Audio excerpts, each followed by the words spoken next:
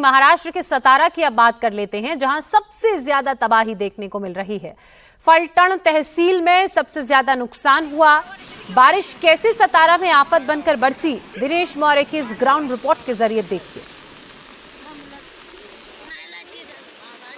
महाराष्ट्र के सतारा जिले पर मानसून कहर बनकर बरपा है। पिछले 3 दिनों से लगातार हो रही बरसात की वजह से सतारा के कई इलाकों में पानी ने कहर बरपाया है। इस वक्त हम फलटण तहसील में, और ये जो गांव है बुद्रुक गांव, यहाँ पर आप देखिए तस्वीरें क्या है। बाढ़ के दौरान बाढ़ अपने साथ बड़े पैमाने पर मलबा, बड़े बड़े पत्थर लेकर आया, जो इस समय आप तस्वीरों में देख रहे हैं। इस छोटी सी नदी के मध्य में हर तरफ सिर्फ और सिर्फ बाढ़ में बहकर आया कूड़ा ही और उसके साथ का मलबा ही नजर आ रहा है। इसके अलावा पानी का प्रवाह इतना तेज था कि इसके नदी के किनारे जो बड़े बड़े बिजली के खंभे थे वो कोलैप्स हो चुके हैं। साथ ही में हर तरफ बिजली के जो खंभे के साथ जो वायर्स थे वो यहाँ पर गिरे हुए हैं। बड़े बड़े पेड़ जो किनारे पर थे वो पूरी तरह से टूट चुके हैं। साथ ही में मैं चाहूंगा मेरे साथी मिलिंद आगे आए, आगे आपको तस्वीरें दिखाए कि पानी का प्रवाह कितना तेज था कि इसके साथ रास्ता जो है, सड़क, वो भी अपने साथ बहा ले गया है। देखिए यहाँ पर आपको बिजली के खंभे दिखाई दे रहे हैं। आगे आने पर ये जो एक कच्चा रास्ता था जो मुख्य सड़क से अंदर गांव की ओर जाता था, ये रास्ता भी बह गया है। अब यहाँ पर जो पानी का सप्लाई करने वाला वाटर पाइप जो है वो आपको दिखाई दे रहा है। सोचिए कितने बड़ा हिस्सा जो है इस सड़क का वो पूरी तरह से बह गया है। कच्ची मिट्टी थी, पानी का प्रवाह इतना तेज था कि ये जो पूरा इलाका आप देख रहे हैं, यहाँ से नीचे पानी की पाइप गई है, ये पूरा इलाका यहाँ से बह गया है। तो ये एक स्थिति यहाँ नजर आ रही है। साथ ही में किनारे पर जितने भी पेड़ थे, साथ ही में बिजली के खंभे थे, वो पूरी तरह से बह गए हैं। दाईं तरफ का भी मैं आपको हिस्सा दिखाना चाहूंगा कि दाईं तरफ जो बिजली के खंभे हैं, आगे आइए थोड़ा सा, दाईं तरफ बिजली के जो खंभे हैं वो भी खंभे पूरी तरह से गिर गए। तो ये स्थिति न सिर्फ इसे एक जगह की है बल्कि हर तरफ इसी तरह से तबाही के निशान, अब पानी जैसे कम हुआ है तब तबाही के निशान दिखाई दे रहे हैं।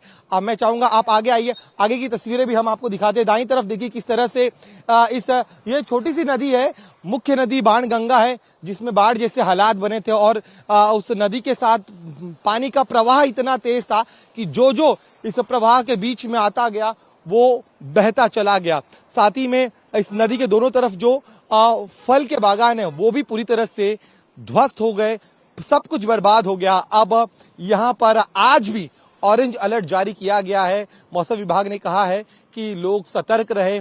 फिलहाल मौसम जरूर सामान्य है, साफ है, यही एक राहत की बात है, लेकिन नागरिकों को अलर्ट रहने की अपील प्रशासन द्वारा की गई है।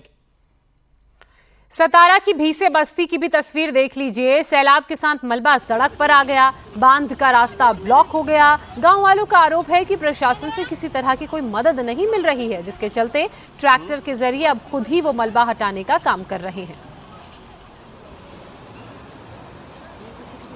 बरसात के रुक जाने के बाद अब जब सूरज धीरे धीरे बाहर निकल रहा है, तब सूरज की रोशनी में पता चल रहा है कि बरसात के दौरान सतारा में किस तरह का कहर आसमान से बरपा था।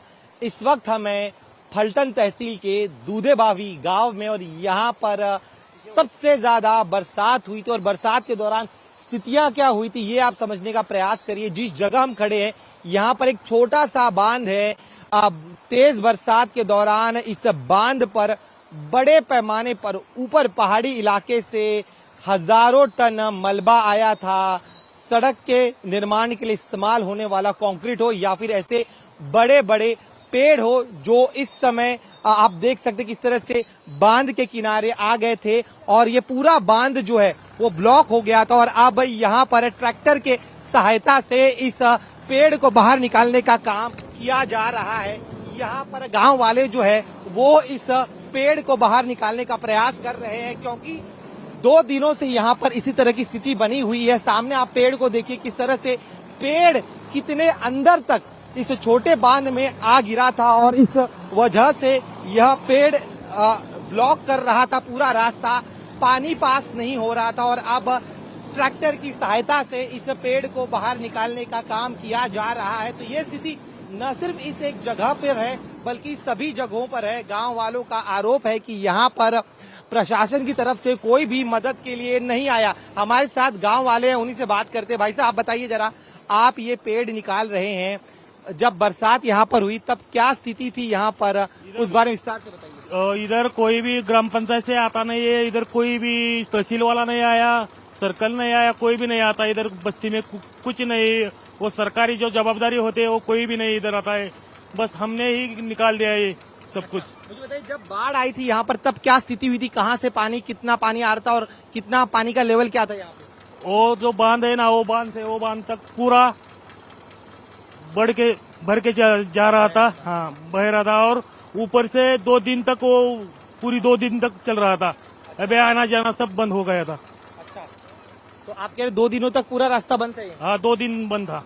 अच्छा, क्या सड़क भी बह गई? हम आते वक्त देख रहे थे सड़क काफी ज्यादा दिखाई दे, क्या सड़क का भी हिस्सा बह कर आया? मेन रोड जो है ना, उधर से भी बह के आया है ना। वो साइड में जो माल रखा था ना, वे पुल हो गया ऊपर का, वो सब इधर आया और इधर पैक कर दिया। अच्छा, खेती का कितना नुकसान हुआ है? क्या खेती की जमीन में मिट्टी भी काफी देख रहा हूँ? वो ऊपर है ना, वो खेती हमारी, वो बांध बह के आए, वो जो नाले के पास में है ना वो बांध, वो सब बह के आए। नहीं, तो सुना आपने कि जैसे कि ये कह रहे हैं कि यहाँ पर काफी ज्यादा मलबा आया और अब इसीलिए इसे बाहर निकालने का प्रयास इन गांव वालों द्वारा किया जा रहा है। सतारा की तस्वीरें और वहां के हालात आपने इस रिपोर्ट के जरिए जाने। वहीं सोलापुर की बात कर लेते हैं। यहां पर भी भारी बारिश मुसीबत का सबब बनी हुई है। सोलापुर में रेलवे पुल के नीचे यात्रियों से भरी एक बस फंस गई। बस में उस वक्त 27 लोग सवार थे। मौके पर पुलिस और दमकल कर्मियों ने बड़ी मशक्कत के बाद लोगों का रेस्क्यू किया और सभी 27 लोगों को बस से सुरक्षित बाहर निकाल लिया। रेलवे पुल के नीचे जैसे ही बस पहुंची, बस फंस गई, बंद पड़ गई क्योंकि पानी चला गया।